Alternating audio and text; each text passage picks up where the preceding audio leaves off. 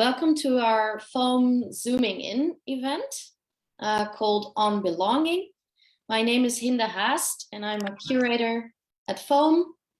And I have the pleasure of welcoming three special guests today. Two of our foam talents of this year, Delali, welcome, Delali, Ayivi, Solène, also one of our talents, and our specialist guest, Erika Larsson. I will spend with each of you about 10 minutes on your respective projects individually. But before I do, I just want to welcome everybody here and sketch a bit of a context as to why we're hosting this series and what foam talent is exactly. So bear with me for a bit.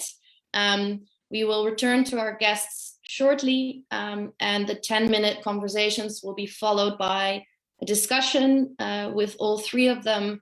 And I would like to invite the audience to pose their questions in the chat along the way, and we will be able to address them at the very end of the event. So please do share your thoughts. To start, zooming in, it's a series of talks in which we bring together two talents from our talent program, the selection of 2021, plus an expert in the photography field around a certain subject that has a particular relevance today and in their respective practices. Today, the subject is on belonging, on home, and I will elaborate a little bit more on that later. But before I do, I want to introduce our talent program, because we have a yearly talent call, for those of you who don't know this yet, for which young, talented photographers between the age of 18 and 40 can apply in a yearly talent call. Out of these, a number of 20 photographers are selected to become that year's foam talent. And this year's selection was actually done out of a total number of entries of about 1,803 portfolios from 72 different countries all across the world. So this is an incredible opportunity for foam to get a real sense of what is happening in the field of photography today, and to showcase young talented photographers who use the medium in innovative ways or who address contemporary issues in new and challenging ways. The talent program consists of various facets. One of them is, of course, these talks and events, but we also publish the portfolios of the 20 talents in our foam magazine, which is available on our website, as well as in our online exhibition, which will launch tomorrow. So please stay tuned and keep a close watch, because you'll be able to see this exhibition from tomorrow onwards, which also includes the work of Delali and Solene. So exciting times. What we noticed in this year's submissions, obviously with the the pandemic happening in the past year and a half, was a really sharp look at the human condition and what it means to be in solitude, but also what it means to be connected in different ways and different media than we are maybe used to. I think this event is case in point. And what we also noticed is a sort of investigation on the part of many talents in new ways of belonging and new ways of finding your community in these strange times. This can either be a focus on family, it can be a focus on a newfound locality, being confined to a particular space and a particular country, but also looking at provenance, about looking at migration, at lineage, the diaspora. And I think the projects of our two talents here today really speak to those sort of, a sort of rekindled relevance of these issues, of the notion of being at home, of the notion of belonging somewhere or feeling like you don't belong, feeling isolated, both literally and figuratively speaking, in a more societal matter. And the research of Erika is really sort of targeted towards the use of photography in exploring these themes as well. So we are very happy to bring those three experts together here today. I would like to speak first, sort of introduce the work individually, starting with Delali. So get ready. Let me share some of the work. The series that was selected as part of Film Talent 2021 is called Heimat in Quarantine. And Delali, I'm going to go through some of the images. And if you want, could you please sort of guide us through with a brief summary or description of what was the particular situation that you found yourself in when you made this series? Yeah, so I started this series at the beginning of 2020, and it was during the first lockdown, and I decided to go back to Germany really spontaneously. And I just remember I found myself with my family, and we all just sat together, and all schools had to shut, and we sort of realized what was going to happen, that we'd all be spending a lot of time together all of a sudden. And that's sort of where were you traveling from back to Germany? I was traveling from London. So yeah, I was coming, I was meant to go to Lomé actually in Togo, and then canceled my flight and went to Germany. And that's sort of how I started to really think about the notion of Heimat, which is the German, some people say it's untranslatable, but I would say it's sort of a word for homeland, and sort of how people of color and specifically Black Germans fit into this idea of the German homeland. And I sort of started to discover that this word actually doesn't really include, if not actively, actually excludes people of color, to sort of say, okay, the German idea of homeland doesn't have a space for BPOCs or POCs. So yeah, that's sort of how this series started. And I always like to weave in sort of these really posed portraits, because we were locked in and I just wanted to use everything that was around us, you know, everything around the house. So we started sort of dressing up and creating these really instigated portraits, as well as a mix of quite sort of documentary, natural images. So for example, this image, it was just us sort of sitting and you know, just chatting to each other, and I sort of captured this image. So whereas the next image was obviously, you know, we sort of dressed up and we just pulled everything we could find out of our closet and just sort of, I told my brother, just sit down like this, and you know, so and I think it's just sort of really nicely reflects on the absurdity of the times we are in right now as well. So yeah, so that's the series. Yeah, I find it really striking that there's a sense of stageness, but also playfulness, like in this image. But mostly I found them very intimate and really personal. You feel that like you're really close to your brothers in these images. And I guess it's also kind of speaks to this idea of, you know, being at home, being confined to the people that you're in lockdown with, literally.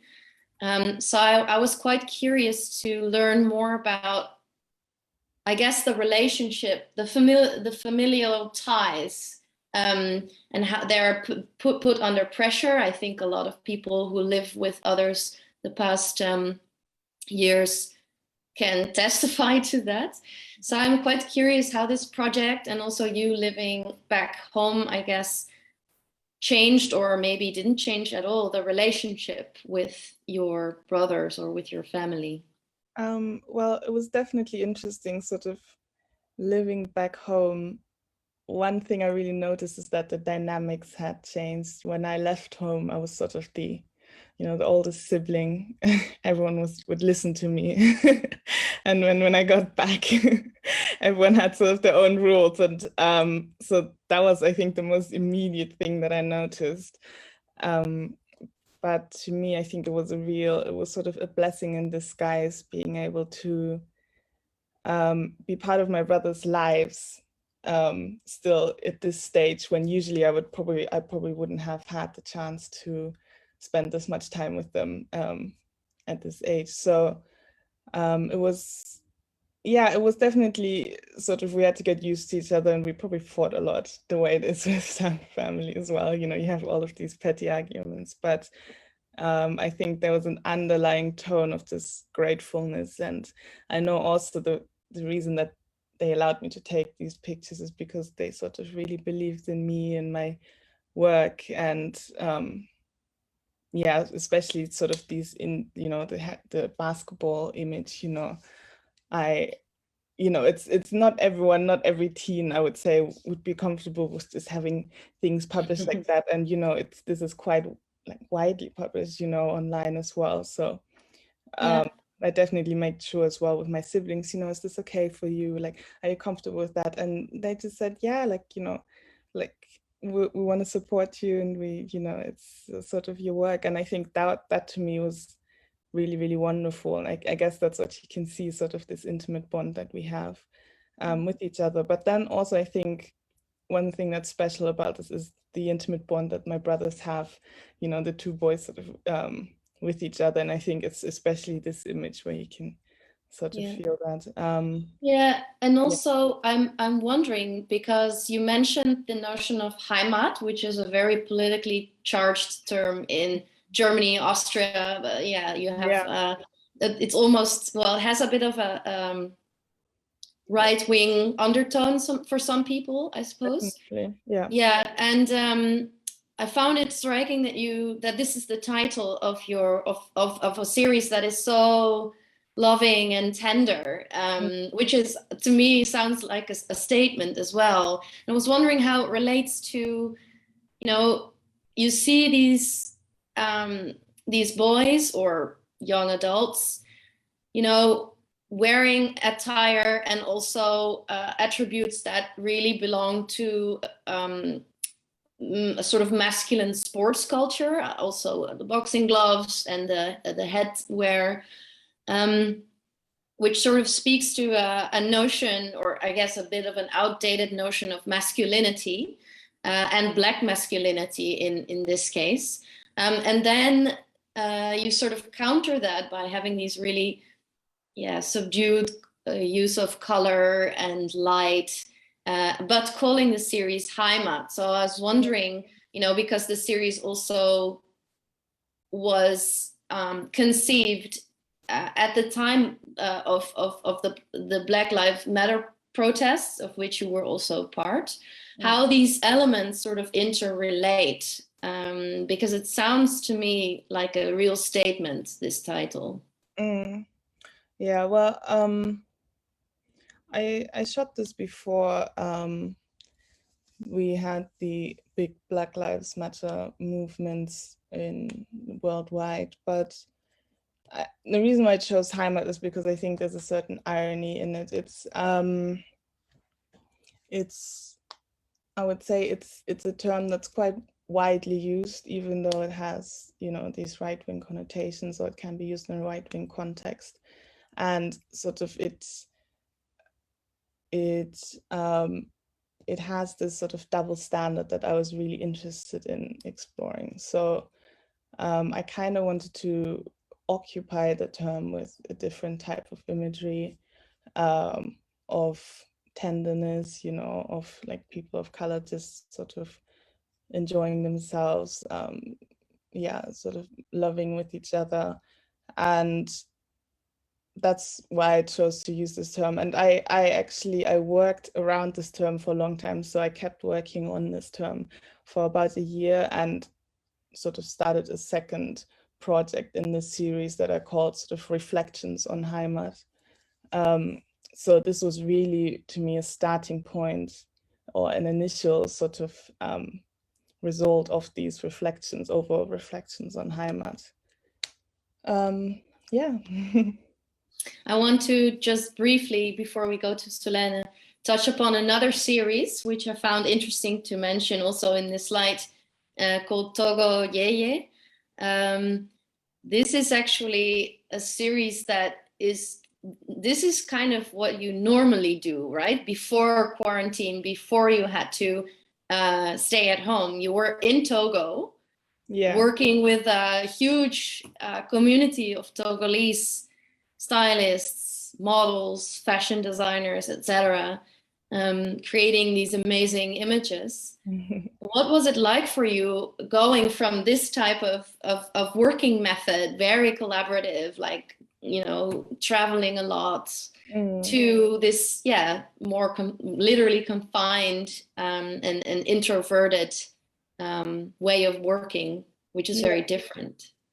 I mean, I think you can still see elements again with these sort of really staged portraits that I still try to sort of maintain the style. But I would say that obviously because I was so close to my brothers and I saw them every day, you know, the images ended up being much more documentary, a lot less staged. There was a lot less production behind them than I would say with these images. So Togiye is a project that my friend Malaika, who's based in Lome, and I started in 2019, and we basically just work with young designers and models, and we just try to mainly just create really beautiful imagery around our creative community, especially in the fashion scene. So you obviously see that these, you know, it's about getting garments, it's about sourcing garments, or here we have, you know, we went to, what do you call it, the people who repair cars, and we asked them if we could lend this hood, you know, and we carried it all the way home. So there was much more like of a process behind these images. Whereas obviously if you're so close with someone, you know, like with people like your brothers and you've known them for such a long time, I think it naturally takes on a much more documentary style, because you've just sort of, you don't really need to have any production elements to them. You know, I just had my camera and I just took it with me wherever we went, which we didn't really go out much, but you know, whenever we went out or on walks or stayed at home, I just always had my camera and then just made a sort of selection of images which I really liked. So it became sort of a compact series. Yeah. Well, I guess congratulations on what was a challenging, but I guess for you challenging situation, but also yielded an amazing series. So yeah, thanks for sharing. I would like to move on in the interest of time to Solène. Solène Gun, also one of our foam talents. Your series that's part of Foam Talent 2021 is called Turunç. And for this, you went to the Parisian suburbs, where you were actually also raised yourself, right? So I guess same as with Delali, if I go through your images, could you give a brief introduction of where we are and what we are looking at? So hi everyone. So my series Turunç is a series made in the suburb of Paris and Berlin with young boys from Turkish immigration. So I started to make this project because when I left the suburbs, I realized how much people living there were stereotyped, and so I really wanted to like make an immersion into those lives, and yes, show another part of being born in the suburbs and living in the suburbs, and also putting forward elements from my community, and yes, to go away from stereotypes, and also to highlight in a way this youth that is really, really full of talent and really full of hopes, and that unfortunately he's always denigrated. And so yes. And Because, I also really wanted to go ahead. I really wanted to express also those things by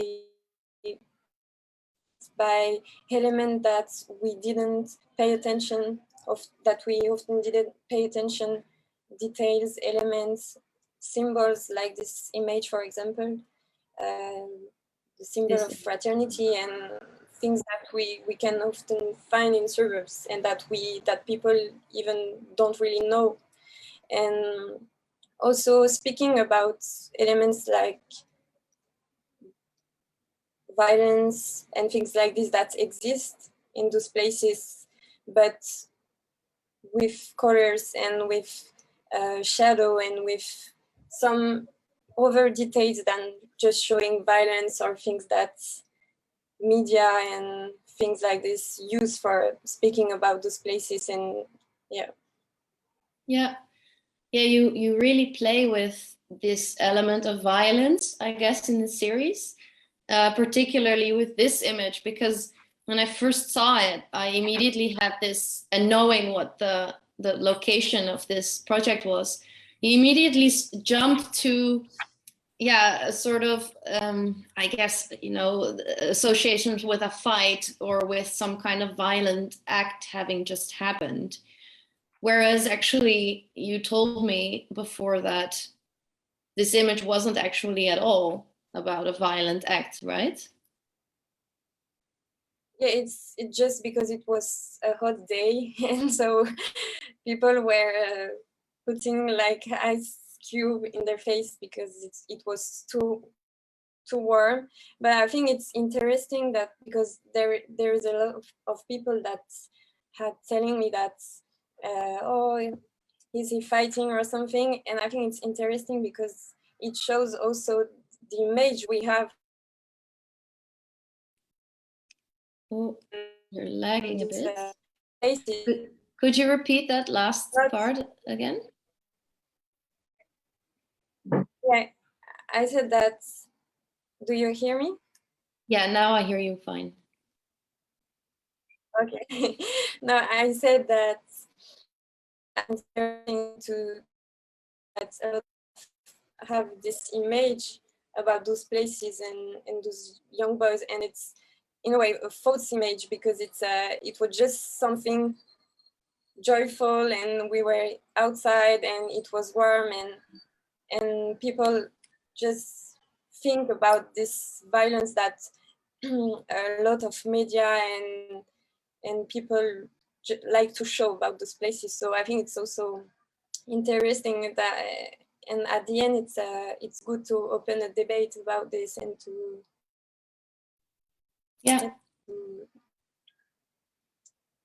speak about you're breaking up a little bit sometimes. Sorry, I'm in Turkey, okay. So I don't have a good connection right now. Yeah, I wanted to ask another question, one final question, I guess, before we go to Erika. Because you had been away for quite a long time, right? From the place that you were born, from the banlieue, before sort of re-entering and revisiting the place for your project. What was it like for you? Did you feel like you still belonged there, or how did you interact with everyone there that you knew from the past? Mm-hmm. It's interesting because I left the suburbs when I was like 10 years old, and I go to Switzerland, and I always feel like I belong to to the suburbs in Paris, and to this community, and to this to this atmosphere that we find there. And I never felt like I belong, for example, in Switzerland, or it was really like, I don't know, I grew up with all those things, and it was really difficult for me when I left to learn again how to even like behave myself with people, and because it was so different and it was really difficult for me. And I always since I left, I always go back to the suburbs and to see my family and my friends. So I really felt like I belong to this, and I think it's also why I started this project, because it's I wanted to speak about this community by speaking about young men, but it was a bit difficult to enter in like the masculinity things, because I was a woman, so it was the only, I would say, difficulties I had. But it was also really really great for me to in a way challenge myself to do this, because I really feel linked with the boys in general, because I grew up with a lot of boys in my family, and a lot of Turkish and Kurdish community. So it was really interesting to me to, in a way, put myself in this masculinity, and I feel that I belong to this even more after doing this project. So for me, it was really yeah. I'm interested in because you described how you you focus a lot on details, like quite poetic scenes that you found on the streets, but also there's a sense of anonymity in the project, not only in this image, but perhaps also, you know, in this, you hardly ever see a face. You see symbols and details, small gestures of expressing identity and expressing a cultural expression, but also, yeah, again, like there's never really any faces. Could you elaborate a little bit on that? So there is a different reason why I choose to not show faces, because I wanted to also speak about a community, but by putting interest on details and on things that we don't even pay attention, that often we just forget to see. And also because I wanted to, like, in a way, question the viewer, and question also how we see those boys, and open like a debate about identity, about how you are perceived by others and how you perceive yourself. And yeah, I think that it also brings like attention, and I really wanted to bring this tension to open a debate and speak about identity, and also to create an atmosphere, and by putting elements forward to speak about this community and those boys and how they live, they react, and yeah. Thanks, Solène. Thanks a lot. Erika, I want to move on to you. We don't have visuals, so I might just stop sharing now. Hold on. Yeah, Erika, welcome. You were invited wholeheartedly for this talk because you specialize in photography and the subject of belonging, specifically focusing in your promotion or in your PhD on Turkey, which I guess Solène and you will have a lot to discuss there as well. You obtained your doctorate in art history and visual culture with a thesis exploring the notion of belonging in contemporary photography. Now you have a postdoc position at Valand or Valand, I'm not sure how to pronounce it, Academy in Göteborg. And you research artists' engagement with the interwar period.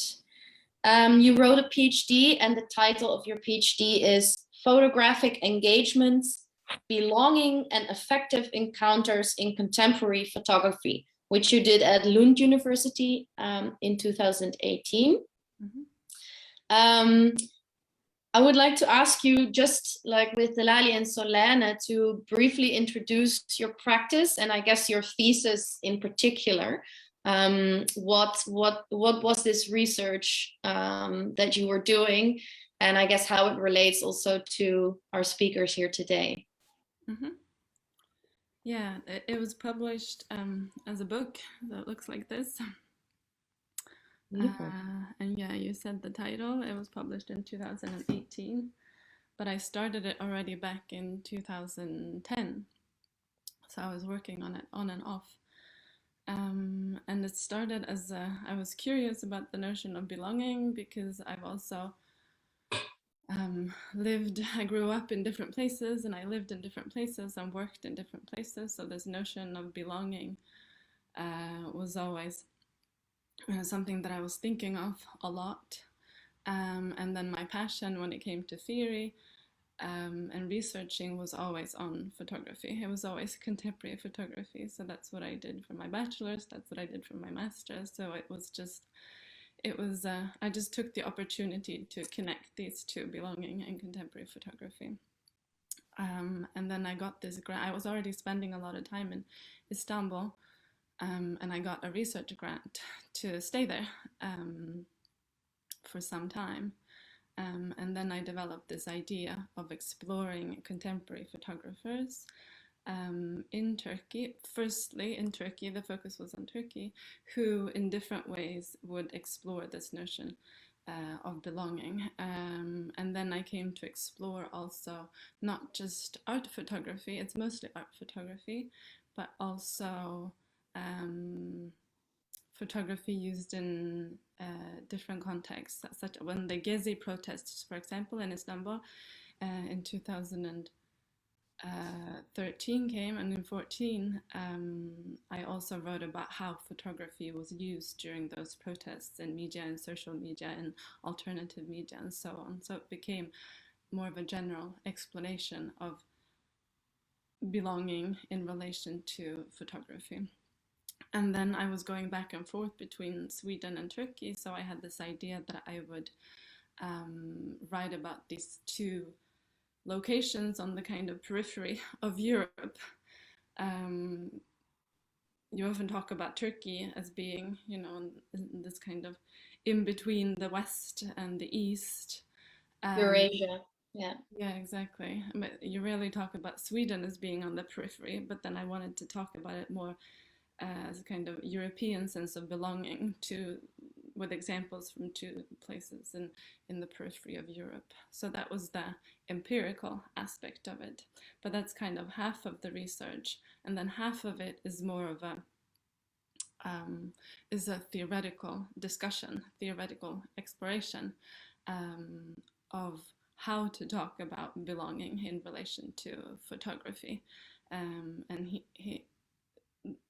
I chose to not talk about identity so much, but instead use the word belonging, because I felt like belonging had more to do with something that comes across in, I think, both of these series that we've been looking at, the kind of embodied and affective and interrelational and material aspects of belonging, of the kind of phenomena of belonging, which I think photography has a particular power to express.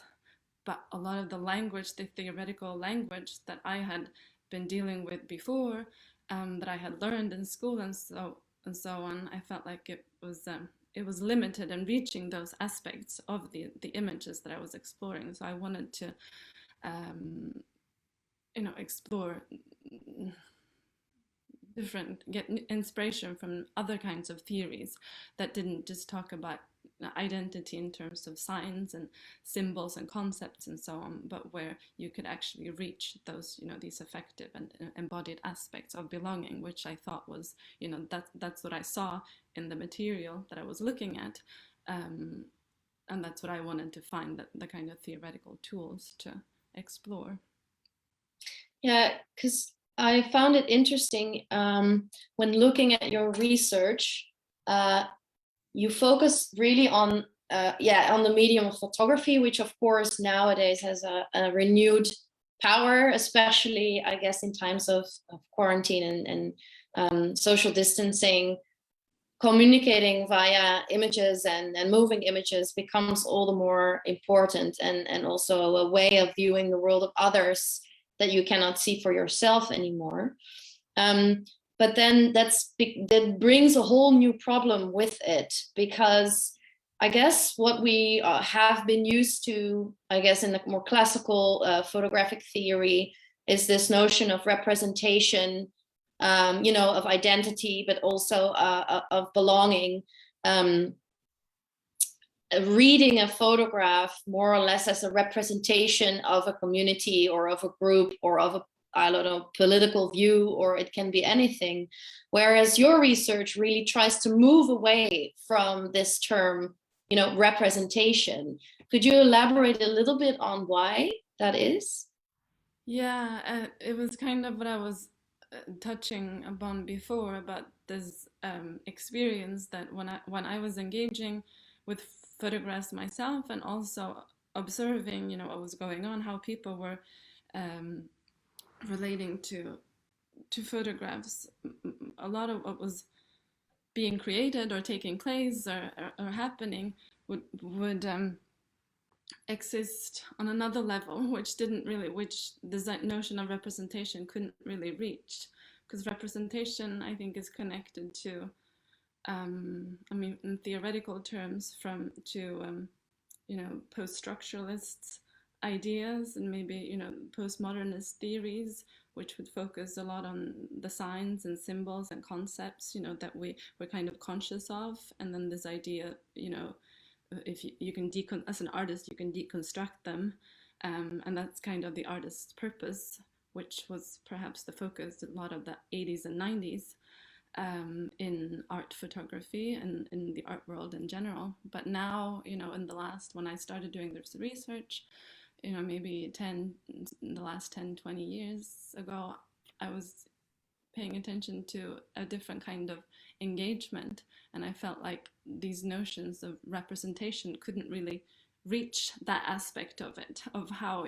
this exploration that was taking place, the language that was available and the theoretical tools that were available couldn't approach it. I felt like the language of representation would kind of focus on the tip of the iceberg. That's what we saw, above the surface. That's what we were aware of. But most of what was going on in relation to belonging was perhaps, this is the kind of exploration, this was the question that I was asking. Maybe most of it is actually taking place, below the surface. And maybe what makes these artworks, for example, these series by, Delali and Solène, what makes them so powerful and what makes us, makes them so inspiring is, all the ways that they affect us below the surface. And I want to actually, I'm glad that you are sort of moving more towards Delali and Solene again. I want to sort of bring everyone in again and start a conversation with all three of you. First asking Erika, in relation to your own research, as a sort of context, when you saw the work of Delali and Solene for the first time, or one of them for the first time, could you explain a little bit how, like, your intuitive reaction, I suppose, to their work in relation to your own research? Yeah, I felt like they were I don't want to say like the perfect examples, because I don't want to reduce them to examples, you know, this trend of this. Um,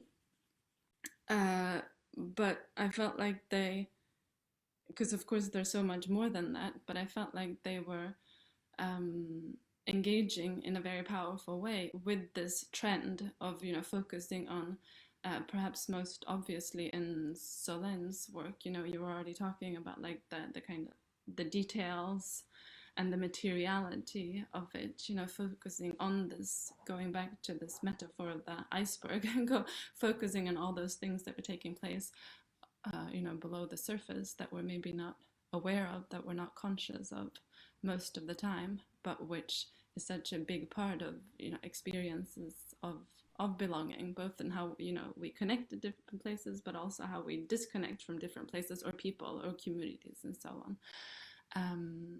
So that was kind of my initial thought when I saw both of the series, is how relevant it is. I like that you bring this up, because I think with Solène's work, it's very much based on the locale and the physical material space, right? And a sense of community and brotherhood that takes place in this space. Whereas obviously in the past time, we haven't been able to navigate that public space at all, or hardly. So I was wondering, Solène, how you've sort of experienced that in relation to your project and your wish to give a voice to, I guess, to this community, to your community, not being able to actually enter the streets or the public space where this sense of community is and this sense of belonging is actually taking place. What has that had for what consequence has that had for your working method? Can you repeat just the question, because it's like my connection. It's lagging again. Oh, I'm so sorry. I was asking, since your project took place is very much based on locale and materiality of one certain specific place that is actually a public place, a public space, which we haven't been able to navigate as of recently, recently.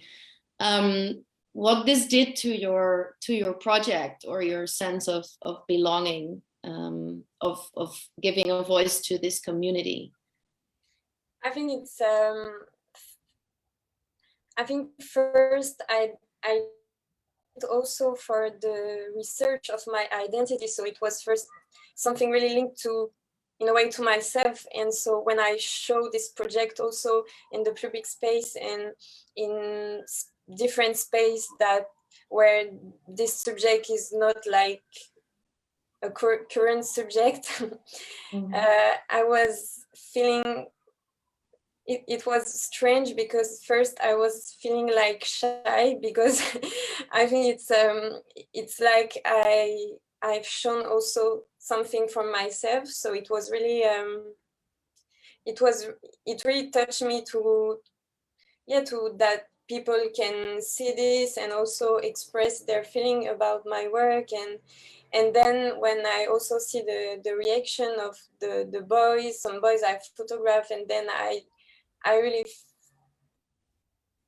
thought that it's really important to bring the subject and to, in a way, take a seat somewhere that the subject will not be normally shown.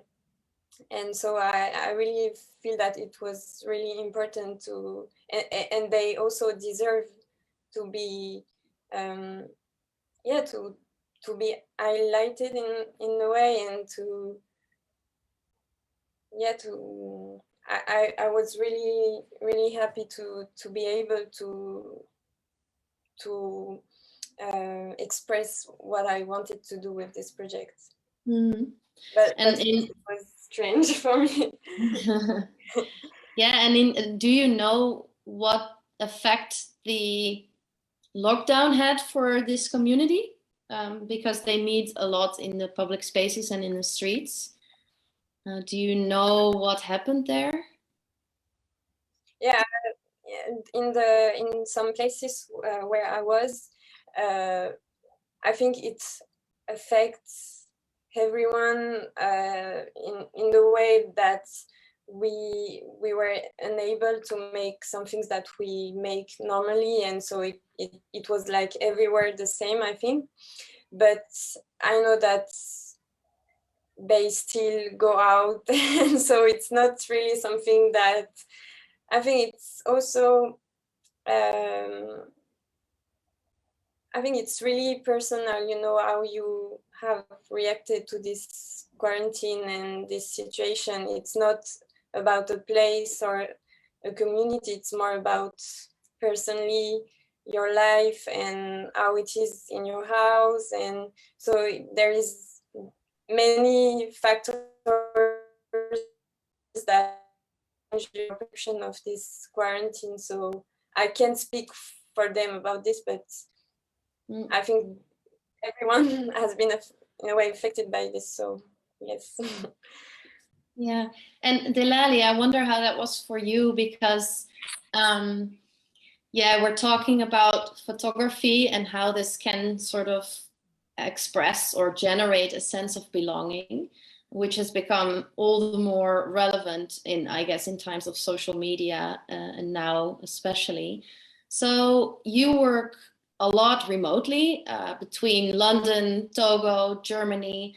How do you use your photography as a way to sort of, yeah, create or a sense of community in these different places, and for yourself as well? I mean, I think what I've noticed for me is that ever since I sort of started publishing my work, I've made a lot of Togolese friends, which is really wonderful for me. So I didn't really, except obviously my cousins and my family, I didn't really know many Togolese people in the diaspora. So that to me was a really, really wonderful thing, to just even be able to engage with other Togolese people my age, you know, and I think also to have a shared diaspora experience, you know, I would say the whole diaspora experience, especially for Black people, because we have this, you know, often there's a history of sort of like violent and displacement. You all sort of have a sense of sort of longing or like belonging for a place where you don't really feel alienated. And yeah, so that to me, I think sort of, you know, being able to publish this work and then having people message me on Instagram and messaging back and just meeting, and, you know, I've made some really wonderful friendships over that. So in that sense, my photography has really impacted me hugely. And I think it's also just for me, being really intentional with the relationships I invest in. So for me, it was always clear, you know, I work next to uni and all of that, and, you know, just always saving up to be able to visit the places where I feel like sort of, yeah, I belong, or where I have, you know, close friends and family, to be able to like nurture these relationships continuously. Yeah. I wonder, Erika, is this what you mean in your thesis by affective encounters, or like the act of belonging rather than the representation of belonging through photography? Oh, you're muted, I think. So, yeah. Sorry. Yeah, I think all of that, and also, I mean, the term affective itself kind of comes with a whole package, like a theoretical package, which has to do with both the kind of these things that we're aware of, like the relationships that we have with, you know, other people, and with the space and with material things and so on. But also all these things that we're maybe not aware of, like this tiny, which, you know, can be captured so powerfully by photography, these kind of tiny, minute, you know, gestures and senses and experiences that normally, you know, they just kind of disappear from awareness. but they make up so much of, you know, what belonging actually is. And then the camera can come in and kind of bring attention to it and enlarge it and, you know, capture it for a moment so that we can actually see, you know, a tiny aspect of all of these things, you know, that are going on. And I think that's, in terms of effective engagement, it's both, you know, the tiny things, the things that are so tiny that we can't even see them or experience them without the help of the camera, as well as, you know, these things that we're aware of, the, you know, emotions, things that we can define. Yeah, and maybe also not only what the camera can specify or see, but also the act of taking these pictures and sharing these pictures can also have the same effect, right? Generate this sense of belonging. Yes, which of course has a, you know, there's a different dimension to it now with digital photography and so on, but it's not something new. You know, Ariela Azule, for example, she was writing, you know, using examples already from the 19th century about how, you know, communities were being formed around photography.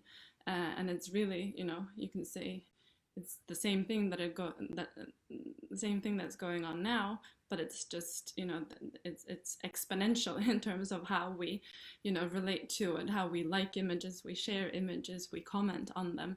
And in that process, that you know, that's an effective experience as well, you know, touching the screen, touching, you know, the like button, you know, that's an effective engagement, which can both, you know, create senses of belonging and of course kind of break senses of belonging.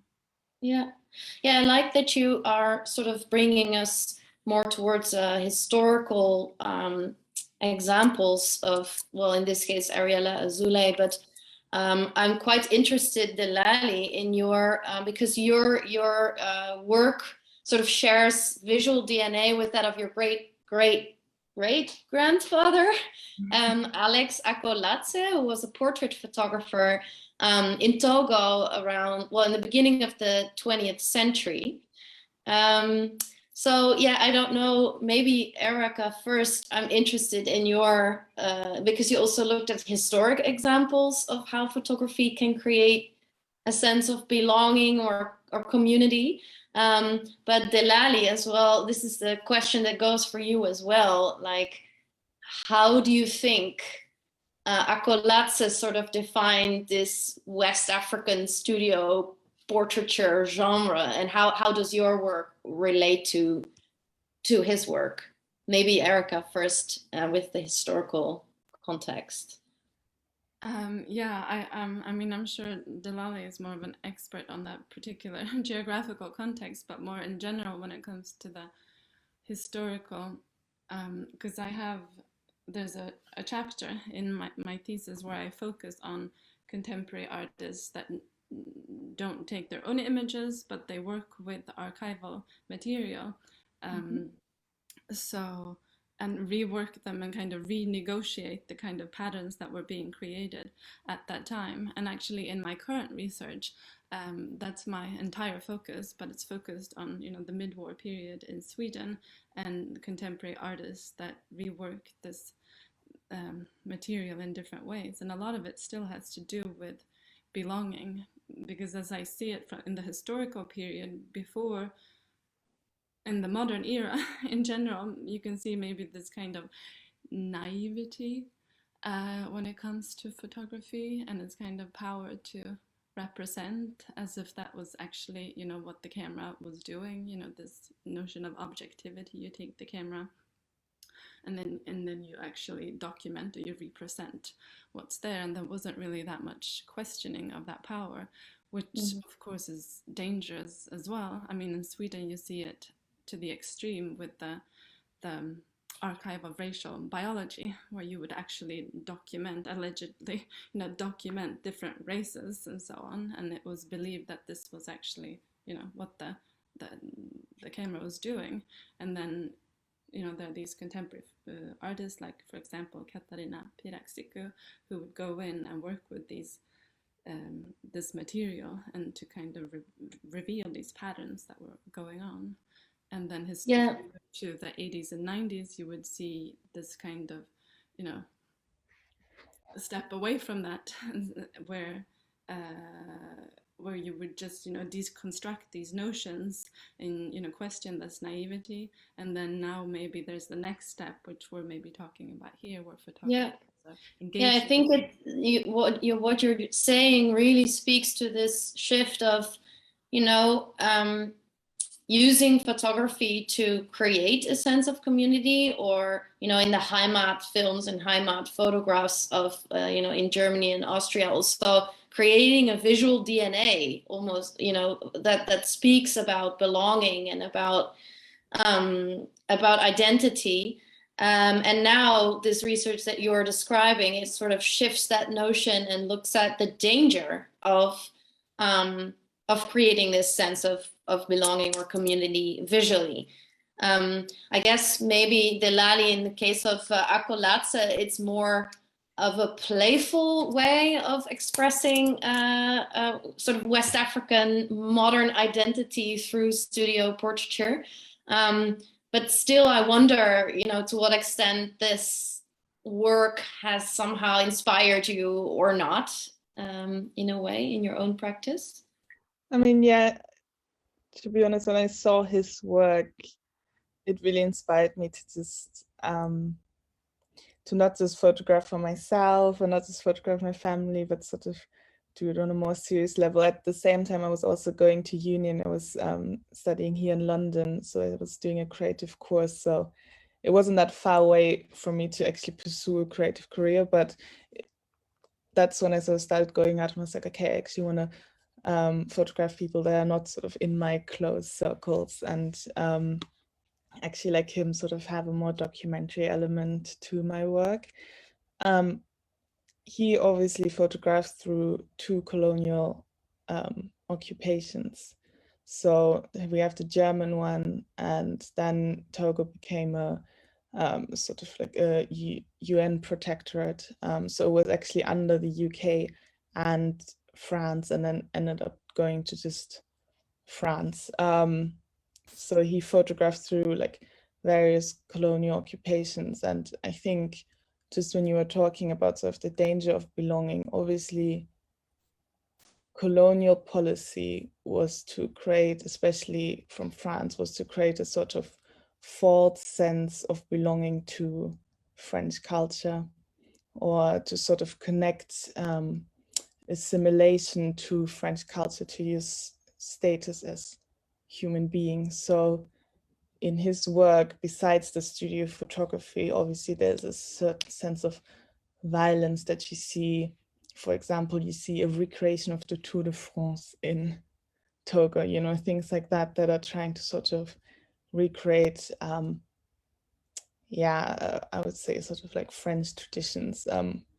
So these images, they're obviously, like, I would say they also have a sense of lightness, and you have some really beautiful studio photography in there, but he actually photographed a lot also outside of the studio, and there is a sort of, behind sort of this facade of people posing perfectly, I would say there's quite a lot of violence behind that. And I think that's this false sense of belonging or connecting, sort of like if you assimilate to French culture, you speak the French language, it sort of rises your status as human being. I think that there's a real danger in that. And even today, I guess the work also has been picked up a lot by European and North American markets, as has the work of Seydou Keita, Malik Sidibe, who were also studio portraitists there. And almost that has also almost become sort of appropriated again by the Western markets as, well, I wouldn't say gimmicky, but definitely defining in a way West African photography and its aesthetic, and sort of solidifying that as a genre. Whereas I guess there is a lot more to it than that. So I was wondering if you also, if your quite playful aesthetic that also references West African portraiture, but also kind of criticizes that or somehow undermines that in a way. I mean, I think with my work, I always tell myself I'm not capable of sort of telling a whole story as one person, you know. I can only tell a very, very small part of what it is to be Togolese, what it is to be German, what it is to live in a Togolese diaspora, or even live, you know, sort of in the UK as someone who is Togolese and German. I can only tell a really small fraction of that. So I'm not trying to do as much of this, or I'm not trying to tell or create a commentary as much on sort of West African photography or these practices in general. I'm just sort of trying to diversify an overall narrative of the communities that I am a small part of. So whether that's in Togo, whether it's the Togolese diaspora or in Germany. So I think that is sort of my main aim. With in regards to I would say sort of the 1960s, the golden age of African photography, I would say it's definitely sort of dominating the imagery, that sort of historical imagery. If you look up historical imagery that comes out of Africa, you probably get a lot of these West African photographers like Malik Sidibe.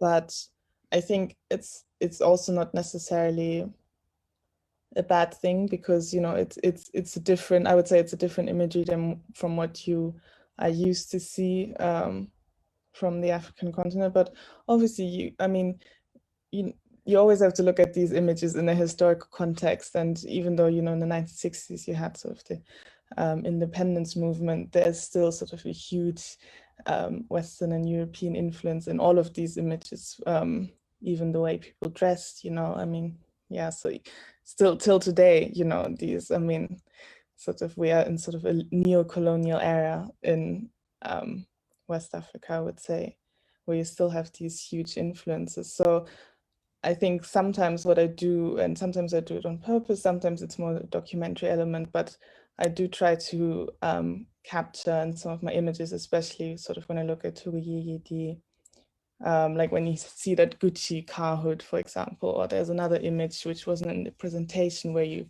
can sort of see the influences, like the big influences from China and Togo, you know, that these influences are a big part of sort of all our realities. And I think also as part of the diaspora, for me, I always question, what do I actually bring back to Togo, and sort of how maybe my behaviors, or, you know, how can that even be harmful? So it's, I would say sort of the whole, like my whole project in Togo and all of this, it's a constant learning process, it's a constant research process. And it's an ongoing work, sort of. I don't think I will ever reach a sort of conclusion where I can be like, this is my one commentary I'm trying to make. Well, we hope you will never stop working on it. I have a question in relation to, from the audience, in relation to this idea of stereotyping that we were just discussing, and visual stereotypes. And it's for Solène. By the way, if you have questions still pending, please share them in the chat. Solène, were you afraid that if you included faces in your photographs, they could become stereotypical? No, because if I thought that the faces could be stereotypical, it means that I believe in those stereotypes in a way. So I don't think there is stereotypes like this in those places, and I don't think there is a face for the whole community or those places. I think it's really, there is so many different persons and so many different identities, and also, identities, way of being. So it was more for also speaking about like a community and a sense of community, speaking of one history of a person, because I think that when you have a face, for example, it's like you link the story with this face, and I wanted to like create more about a sense of community and a general way of seeing things. So yeah, I think it's an interesting remark, because in both of your projects they're very personal, like highly personal, and very much dependent on personal relationships between you and who is depicted. But they both have a sort of universal legitimacy, or people might recognize their situation, I guess, in these images. So Erika, maybe this is a question for you. How can a personal image or a very personal photograph or a personal archive still have this universal legitimacy also in your research? You know, how do you use particular projects that are very targeted towards this niche or very personal place or person, and how can you sort of expand that and theorize in a larger sense about this subject? Yeah, I think that's a really important question, and I think it's kind of at the core of a lot of photography theory, the kind of theory that I've been inspired by when I've been looking at this. You know, again, the notion of effect. You know, it comes from the philosopher Gilles Deleuze. Well, he borrowed it, but he developed it in the way it's being used by a lot of contemporary theorists is in his term, and what it entails is what you're talking about here is kind of this intention of moving away from the division of the subjective or the objective, so that division becomes irrelevant from a theoretical perspective, and then you see, if you start to notice these details that we were talking about, instead of how you relate to materiality and so on, and you take away this division between the subjective and the objective, it becomes instead a kind of objectivity. You might still say it is a kind of objectivity, but it's always connected to the situated place, the actual space where it's being experienced, or where the phenomena is happening, and there I think from that point it has a relevance in general. You know, it can be related to as something that we can all be inspired by, or we can recognize and so on, but it's not divided into this, you know, either objective or subjective. And you can see how there is nothing that we can talk about in terms of belonging, in terms of anything which is from this objective perspective. Everything takes place in situated spaces. So every time we talk about this, every time we talk about belonging, every time we observe an image or a particular artworks, again, these, you know, two series are such perfect examples of it. You can talk about it in kind of universal terms, or maybe not universal, but in shared terms, because belonging is something that we all, you know, relate to in some ways. It's something that's a part of our lives, but you can never generalize it. You always have to go back to, you know, the particular material space, the geographical space, the political space, the particular history, you know, all these things that come up whenever we talk about these projects. Yeah, I think it requires a whole new visual literacy from our own perspective, from the part of the viewer. Mm-hmm. Before we finish, there is another question for both Solène and Delali, asking what are some limitations that you have experienced when making your work? Either one of you, whoever wants to answer. Solène, please. Okay. I think the limitation are really like personal, because it's I think in my project the only limit I had was where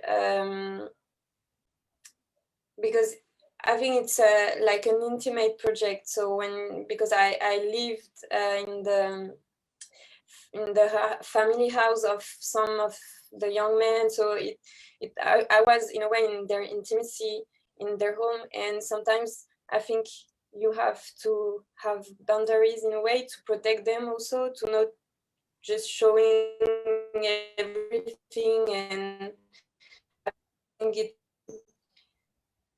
but it's not something bad. It's limitation that I wanted to have, because I think it's also a way to respect their intimacy and also their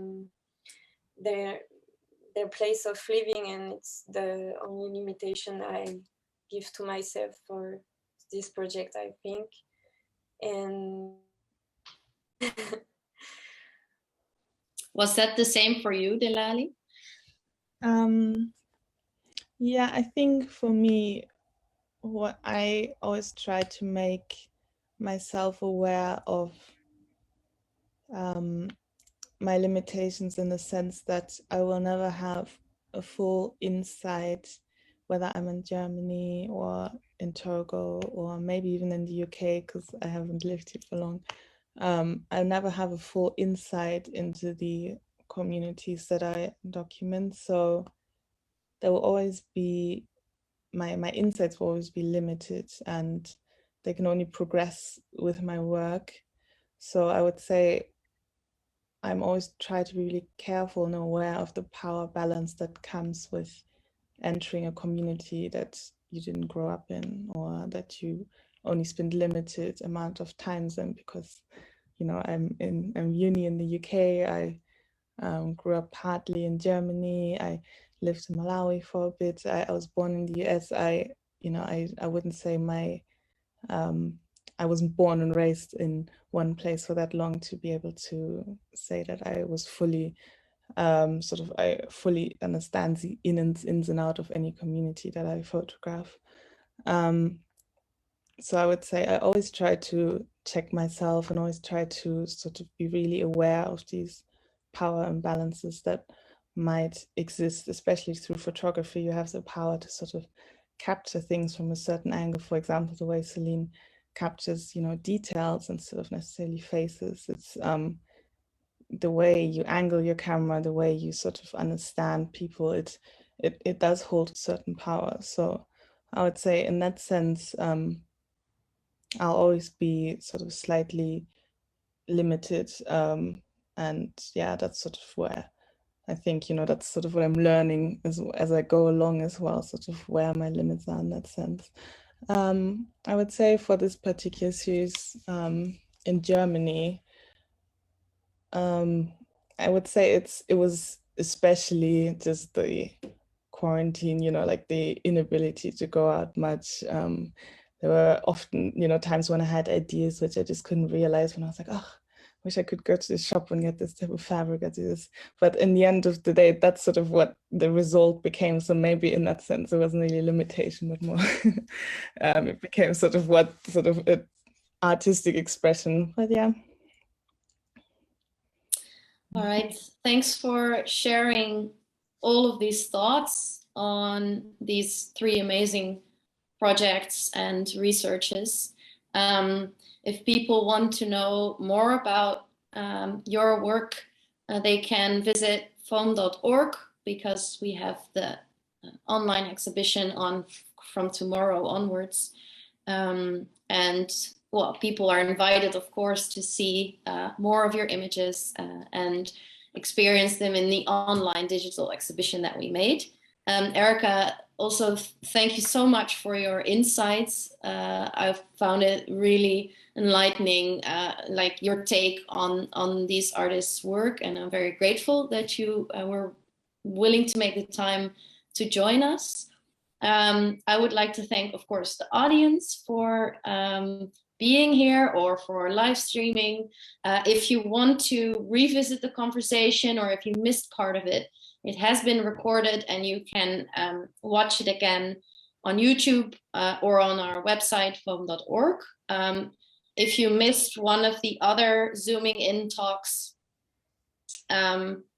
you are also welcome to watch the recording of those. They were with talents Ana Vallejo and Leonard Suryayaya, and joined by Jem Fletcher, which was a talk on intimacy in times of social distancing. And then we had a talk on photography, performance, and the mythical with Lisandro Suriel and Plantation, joined by Angela Carroll, which you can all rewatch. So please feel free. Lastly, I should thank the sponsors of our talent program, the Deutsche Börse Photography Foundation and the Van de Ende Foundation, for generously sponsoring our talent program. Thanks again to our speakers. It's been a real pleasure talking to you, and I hope to see you again in real life soon. Thanks, you too. Thank you. All right. Bye-bye. See you. Everyone.